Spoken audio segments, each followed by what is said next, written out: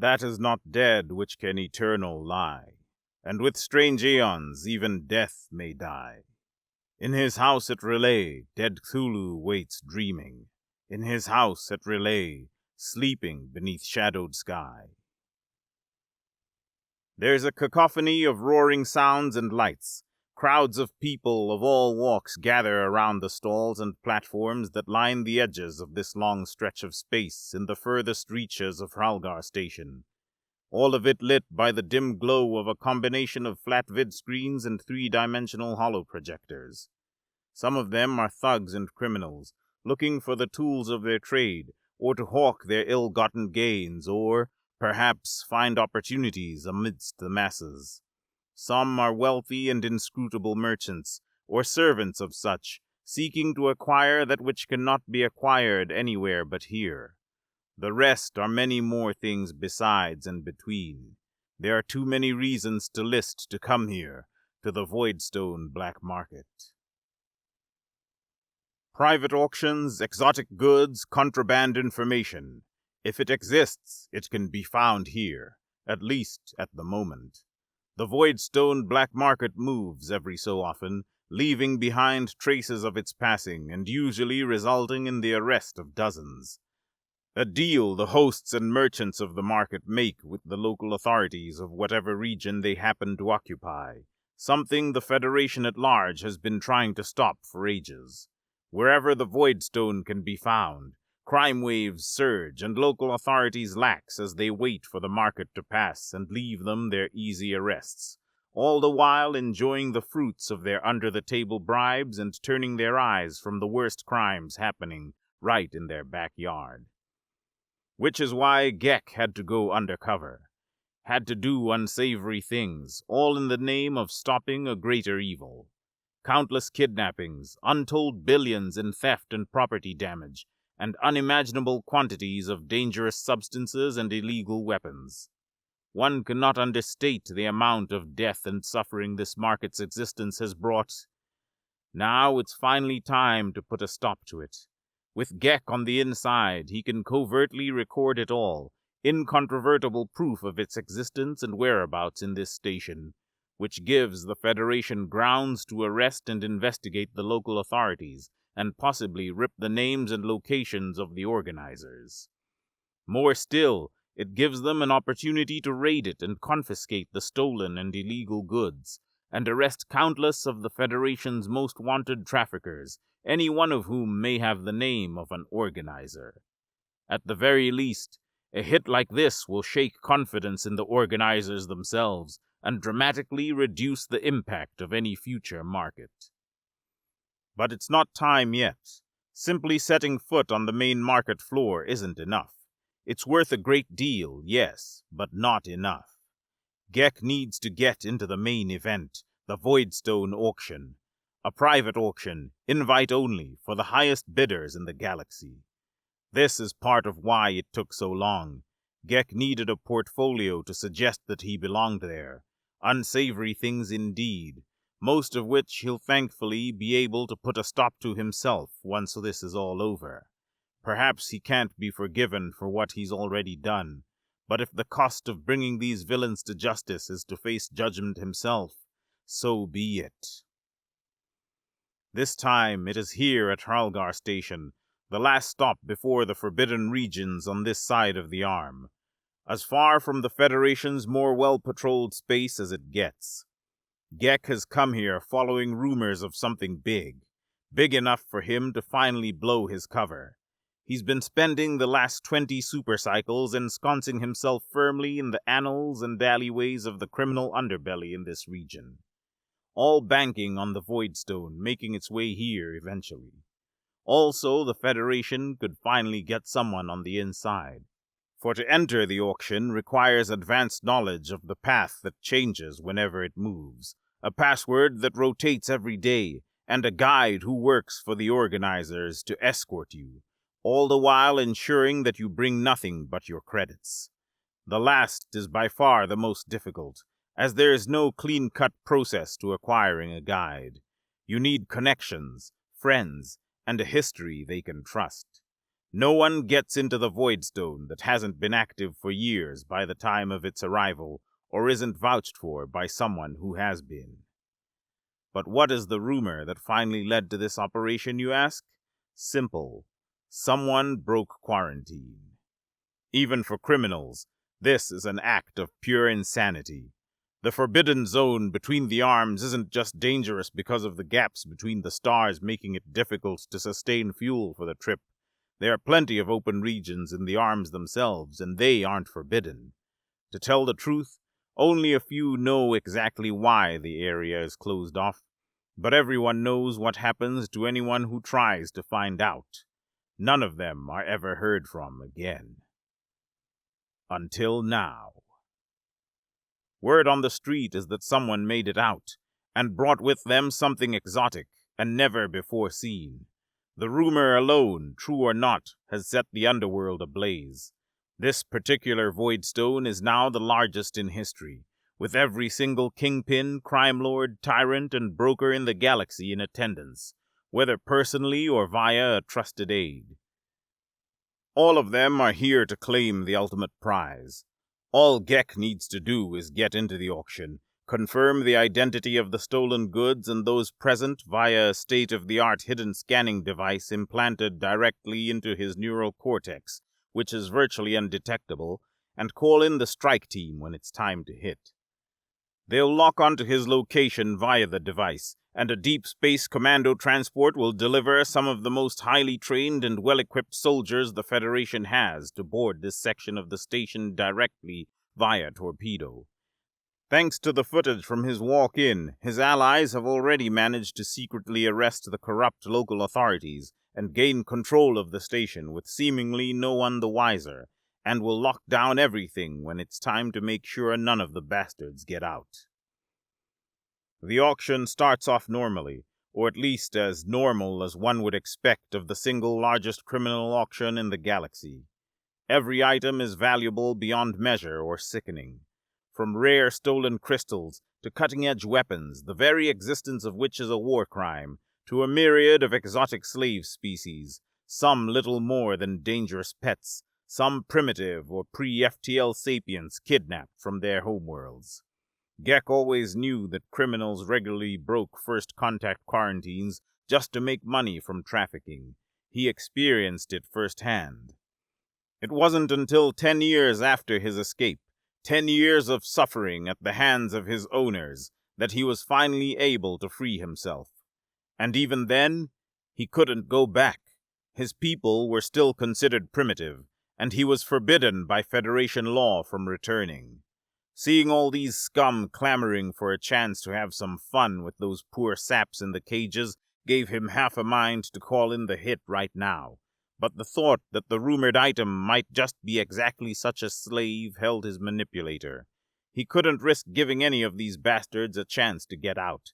Couldn't risk letting anyone suffer the way he did. He had to make sure every last damn one of them was here. To that end, he took a look around the room. Some of them are hiding behind anonymous booths, but thankfully his device came with penetrative scans. Sure, the radiation might cause some long-term damage, but that pales in comparison to the damage all of these bastards have done themselves, and no one is gonna notice a bit of unusual radiation in a place where exotic isotopes are being sold. He confirmed identities one by one.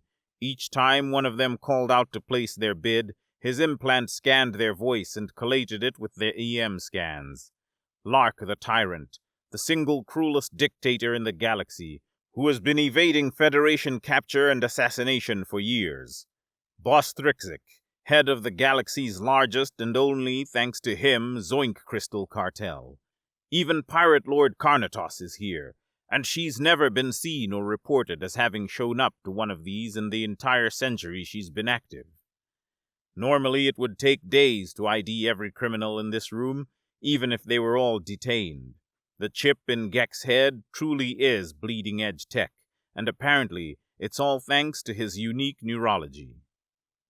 The strangest of them all is the seeming host of the auction, a masked biped.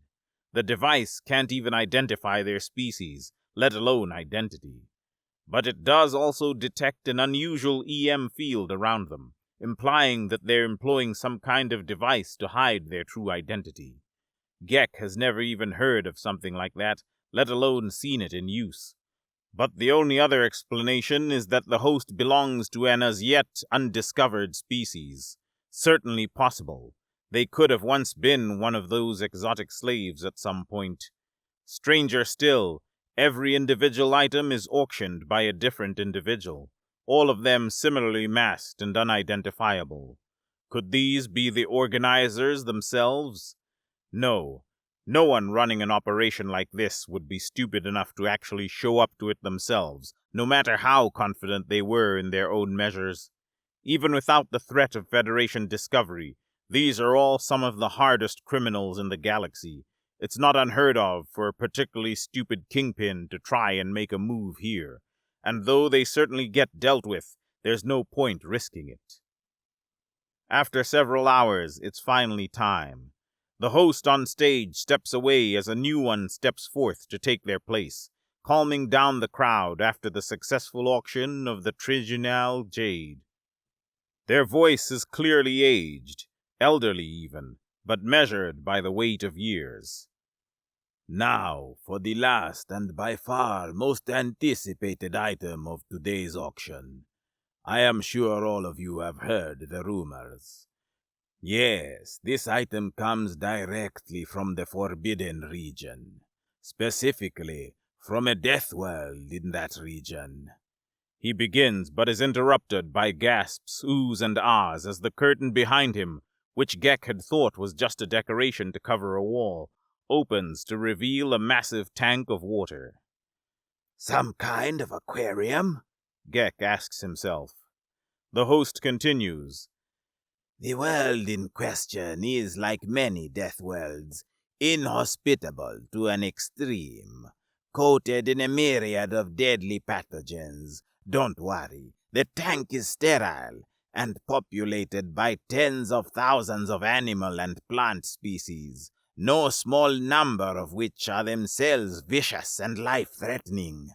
Furthermore, the world is populated by intelligent beings, primitive creatures of strange construction, and the second piece of this final item, a 2-for-1 deal. As he says this, several more cages are rolled out in front of the tank, just as Gek feared, primitive trafficking. They certainly are strange-looking, bipedal with 2 arms, that's fairly normal, but they have black fur on only the top portion of their head and nowhere else. The rest of their body is a highly unusual monochromatic shade of pale white, covered by clothes made of some very thin fabric and very badly tattered. How long have they been in those cages? Gek doesn't know if they're supposed to look that gaunt or not, but he suspects they are starving. Stranger still, they seem to be very calm at first, but then one of them turned around to face the tank behind them, and immediately fell to their mid-joints and began babbling a phrase in their alien tongue, in a voice that was very uneven, trembling almost, though Gek did not know if that was just how they spoke.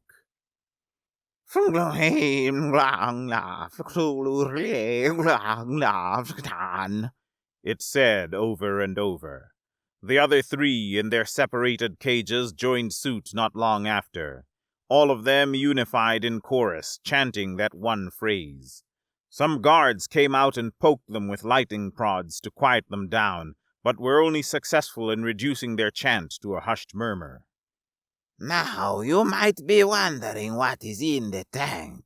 It is quite dark in there, so let's get a spotlight to brighten things up, the host commands, as spotlights suddenly flick on and illuminate the murky waters of the tank. The primitives in the cages seem to stifle screams and gasps themselves, turning away from the cage and planting their faces firmly against the steel, using their hands to cover both their eyes and ears. How strange. Is it some kind of natural predator of theirs? As the crowd goes silent, trying to peek past the still murky water to catch a glimpse of the creature, the host speaks again.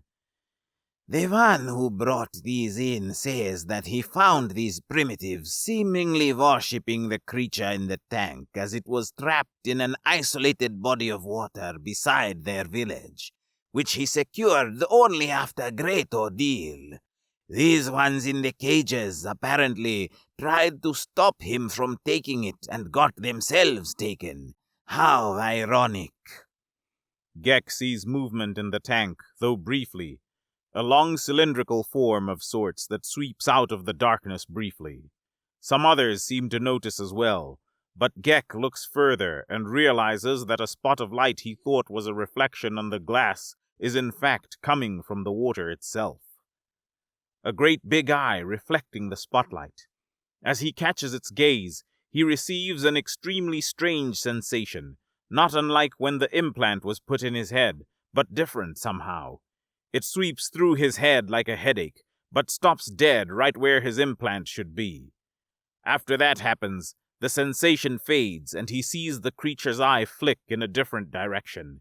He follows its gaze and looks to someone sitting just a few seats over. They too notice the eye. But unlike Gek, they start to tremble violently and begin to chant the same exact phrase as the primitives. How odd. Gunshrini are not known for their skills in mimicry, but rather their lack thereof. They physically can't use languages other than their own. So how? The Gunshrini stands up suddenly and draws a shockingly large weapon. How did they get that in there? No, more importantly, why? And why are they— Boom! Some in the crowd scream, and several take cover and draw weapons of their own. Spotlights flicker out from the shockwave as the tank shatters, and a tide of water explodes forth from the impact of that weapon's projectile. Why the hell did it shatter the tank? Is this another insane kingpin trying to take over the auction? But why shoot the tank? Why speak that phrase? Why? A cold chill fills the air. Too cold, unnaturally cold. A great deal of water did just pour out, but it can't make the room so freezing so quickly. Gek's breath begins manifesting vapor, as if he'd just stepped out onto a glacier.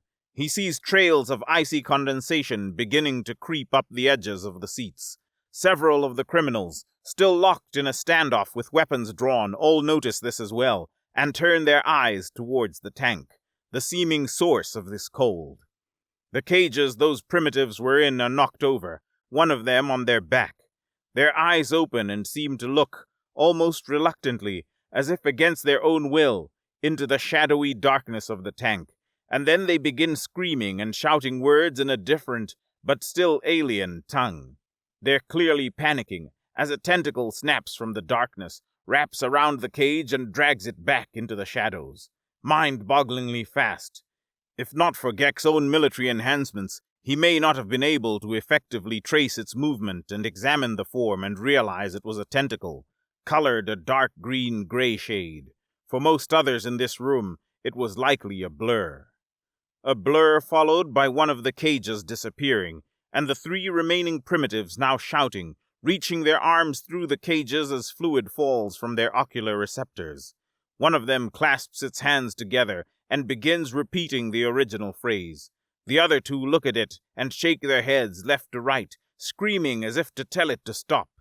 It stands as much as it can in that toppled cage and faces the creature directly. Suddenly, it lifts into the air, the cage lifting with it, and pressing very painfully looking into its flesh.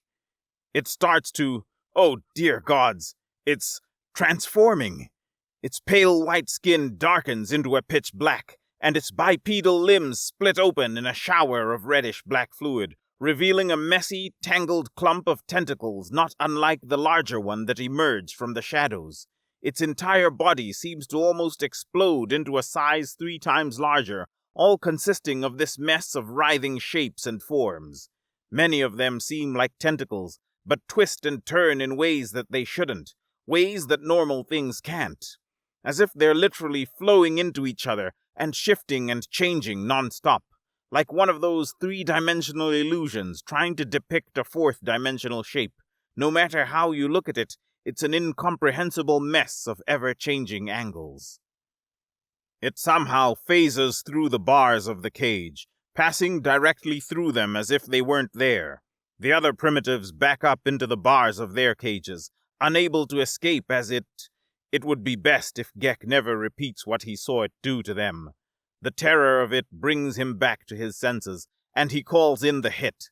There may be chaos due to that Gunshriny's shot, and if nothing else, this chaos is the perfect opportunity to execute the operation. Speaking of, Gek looks to the Gunshriney to see what it... Oh no. It's also clasped its manipulators together and is repeating that phrase. Taking the hint of the primitive, Gek begins moving away from it before things start to get uglier. Then all hell breaks loose. Criminals, now themselves recovering from the fearful stupor of the horrendous transformation, begin firing en masse. Some of them at each other, most of them at the monster and into the darkness of the tank. As Gek expected, the Gunshriney also transformed, equally horrendously, and is taking a hail of bullets, plasma, lasers, and even arcing electricity, which does, of course, bounce into nearby other criminals, frying them. But it seems to just be unaffected. It goes on a killing spree, murdering left and right, and Gek begins to hear more of that cursed phrase. Others in the crowd are now chanting it too, and one by one are lifting into the air and turning into more of these monstrosities. This is quickly becoming a bloodbath. There won't be anyone left to arrest at this rate. Gek tries to call off the hit. Clearly, it's far too dangerous to potentially lose the Federation's best soldiers to these things when they don't even know what they are, but now there's suddenly EM interference blocking the channel. But why now? Why not earlier? Why let him call in the... Oh yeah, of course. When they lock down the station, they're going to cut off transmissions to make sure none of these bastards call for help from their ships outside. This is not good. This is definitely not good. More of those tentacles emerge from the shadows of the broken tank, snatching hapless criminals and dragging them screaming into the dark. Even the cold is lethal.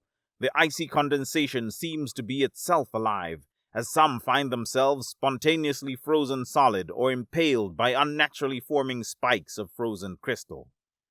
One such formation almost catches Gek, but the unnatural speed granted to him by his augmentation lets him leap out of the way of the spike as it forms, only to land at the, well, not feet, but the whatever it has, of one of those monstrosities. It looms over him, seemingly busy devouring one of the others trying to escape. Gek feels something itching at the back of his mind, just like when he met the gaze of that larger creature in the tank, but smaller, not as prominent. A single eye spontaneously forms on the outside of one of the writhing tentacles, gazing directly at him. It lunges, but is immediately interrupted as the drill of a boarding torpedo cuts from underneath and practically detonates the thing. So, they aren't totally indestructible. That said, Gek nearly died himself, the force of the blast knocking him several feet back. If not for his augmentations, the shockwave might have pulped his organs. But thankfully he was prepared. The door to the torpedo opens. He has to warn the soldiers inside. This is no longer an arrest operation. These things aren't normal creatures. They're from a death world and seem immune to most conventional weapons, not to mention the larger one still hiding in the unnatural darkness of the broken tank and the inexplicable ice formations. Commander Jason steps from the pod, a human. Thank the gods. Humans are known for their outlandish natural abilities, made even more so by augmentation. Of course, the Federation's best would include one, and thankfully this one is none other than Commander Jason, famed throughout the galaxy for his heroism and feats of impossible strength. Gek also knows him personally, as a good friend and a reasonable man. Gek calls out, "Commander Jason, it's Gek! Don't shoot! It's a bloodbath in here! They brought a Death World creature from the Forbidden Region, and I think it's using some kind of airborne parasite to make offspring. There's not going to be anyone left to arrest, and the things are practically immune to..." Jason interrupts him, sprinting over to Gek and closing his mouth with his hand. "Shh! I know. We know. This is no longer a bust. This is containment. Sorry you had to find out like this, bud. We're prepared. Just get in the pod, close your eyes, plug your ears, and don't ever undo that until you feel the pod detach from the station. Got it? I'll tap you on the shoulder 3 times, just like this, to let you know it's safe. As long as you don't meet their gaze, you'll be... Gek struggles to unclap his mouth. Their gaze? What of it? Their eyes didn't seem that unusual. Jason looks shocked. You looked into their eyes? Are you insane? Seriously, not rhetorical. Are you in your right mind right now? Gek looks at Jason, confused. Yes? I got a bit of a headache every time, but as soon as the pain reached the part of my cortex where the implant is... Jason's eyes go wide. We're gonna have a long talk about this, you and me, okay? Gek just nods, then does as Jason earlier instructed as the rest of his team disembarks the pod, all human as well.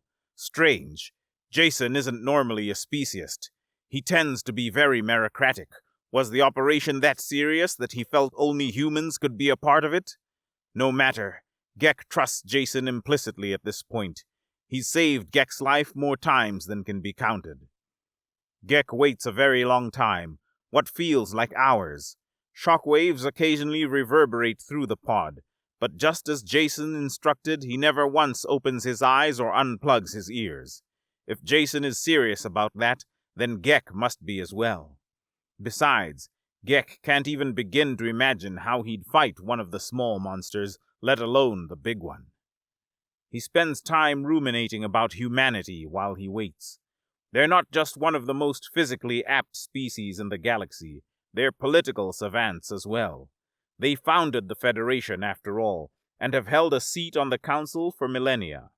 They're always at the forefront of technology in nearly all sectors, though strangely, they don't make up the majority of the Federation's military forces.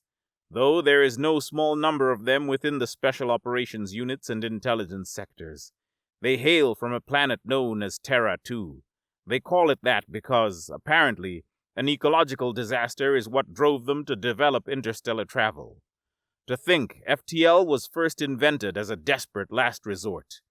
No one knows where their original homeworld is, and according to the humans, they themselves have long forgotten. But what did Jason mean about containment? Is it possible he knows what's in the forbidden region? Is that creature just one of many? Gek now has a great deal of questions. As he comes up with them, he feels a lurch, the pod detached from the station. Then 3 taps on his shoulder, the clear signal. Gek opens his eyes and removes his fingers from his auditory canals.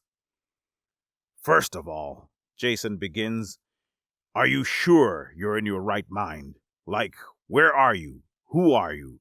Where do you come from? That sort of stuff. Gek wonders why Jason is so insistent on this point, but answers nonetheless. I am Gek, son of Troik. I come from Harkon, a primitive world. I was kidnapped by space pirates and have spent my life trying to make sure as few as possible suffer that same fate. Right now I'm inside a boarding torpedo after a seemingly successful raid on the Voidstone black market after 20 years of undercover operations. Why? For what reason do you believe that my mind has been somehow altered? Jason looses a very long sigh, something Gek has learned can be a sign of many things among humans. He wonders which it is this time. Gek, you look directly into the eye of a Shoggoth, and are still sane. To be frank, it's a miracle you're even alive at all. Gek's own eyes shutter their secondary lids, his people's sign for surprise, and he asks, Is that the name for the big creature that was in the tank? A Shoggoth?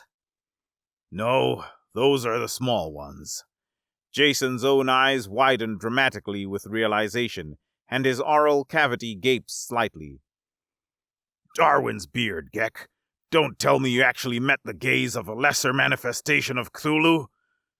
Gek starts to panic. If that is what the big one in the tank is called, then yes. Why? Is that bad?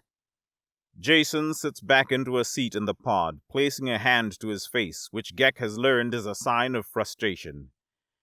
Gek, anyone that meets Cthulhu's gaze is not only driven irrevocably insane, but often ends up summoning a Shoggoth through themselves. That you sit here before me, not just sane, but certainly not made of a writhing mass of fourth-dimensional tentacles, is proof of something. Proof of what?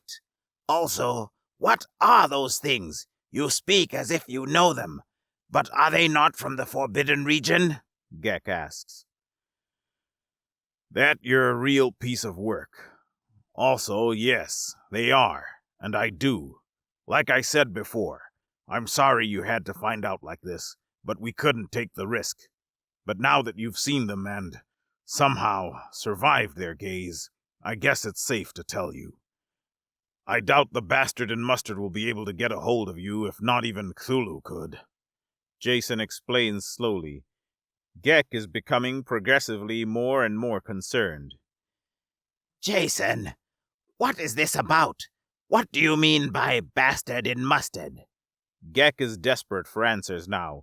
Jason has been hiding something from him all these years. First, everyone, blockers on. Shaw, don't dock the torpedo yet. We're initiating Gek. He speaks to his team and then into a communicator.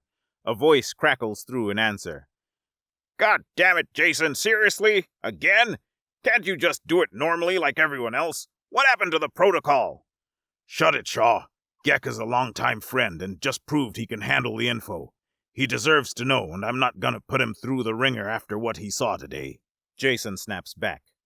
There's only a frustrated grunt in reply as the other humans in the pod all press a button on their helmets that blacks out their facial coverings and turns them into ominous-looking figures with round oval heads.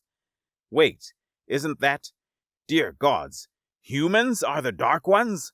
The shadowy figures that plague the nightmares of every criminal in the galaxy?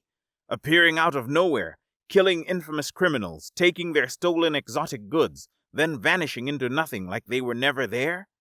Gek had always complained, even to Jason, just how much better a place the galaxy would be if those Dark Ones would actually target the big criminals for once. The tyrant lords and kingpins, instead of these stupid small nobodies, calling them all cowards, or worse yet, criminals themselves. Now he feels very, very bad about it, and regrets having ever said it. Jason just nods, clearly aware of exactly what Gek is thinking, and placates him. It's all right, man. You didn't know, and frankly, I do still agree. But there are reasons, right? Reasons I'm about to tell you. He takes a very long, very deep breath and begins. First, the reason that humanity doesn't make up the majority of the Federation military is because we instead make up the entirety of the Shadow military, the Dark Ones as you know them. We conduct exclusively special operations, but not just regular spec ops, no. What we do is containment. Before you ask, what we contain is stuff like what you saw earlier. Shoggoths, lesser manifestations of the great old ones, outer gods and stuff like that. Not that you really know what any of those are, exactly because we are damned good at our job. You can think of it like a shadow war, but not against a solid extra-national force or some independent alien empire. No, what we're fighting is, technically, ourselves. Jason pulls out a small vid screen and plays footage for Gek before continuing. Normally, you'd need one of those fancy helmets just to survive watching this footage, but given that you looked into the eye of Cthulhu, I think you're safe. But we can talk about what that means later. For now, watch. See that? That's Terra. Not Terra 2. Terra. Humanity's birthplace. Our original home. I know it looks pristine, like a garden world, right? All green and blue and all that. But it isn't, let me assure you. It is anything but safe. It lies at the very heart of the Forbidden Region. It's the death world that monster came out of. And those primitives? Humans, technically. But not quite. Millennia of isolation and enslavement to the monsters that now rule our home planet has changed them. Might as well be a different species at this point. The monsters use it as a breeding ground, and use the descendants of those of us who couldn't get off-world as slaves to do their bidding, tend to their pools and build their monuments. The Federation exists to create a base of resources we can use to fuel our shadow war against them. A war we've been fighting, desperately, for thousands of years. Our only saving grace is that the stars aren't right, so the slimy pricks can't just freely jump from world to world, and they have no concept of FTL travel otherwise. They'd quite literally prefer to just sit and wait for the stars than bother trying to invent the stuff. Makes sense from their perspective, being immortal and all. Every habitable planet in the Forbidden Region belongs to them, and we've long since given up on retaking them. It's impossible. Once they have a world in their grasp, it can't be taken back. The portals they rip open are more or less permanent, and even if you kill one of their manifestations, all you've done is the equivalent of shaving off a bit of their hair, or maybe a flake of skin. No real damage, and it always grows back quickly. All of our efforts, therefore, are on containment, making sure that no one goes to any of those worlds. They notice that, and they'll happily use every trick in the book to make sure one of their keys, or even a whole manifestation, makes it off-world. They'll wait for the stars before doing anything themselves, but gladly use someone else to deliver or summon a lesser manifestation if they get a chance. That's where we come in. We monitor everything, everywhere. If anyone visits one of those worlds, we find out and follow them. If anyone gets their hands on an ancient relic, or discovers some old ruin, we destroy them and make sure no one remembers it.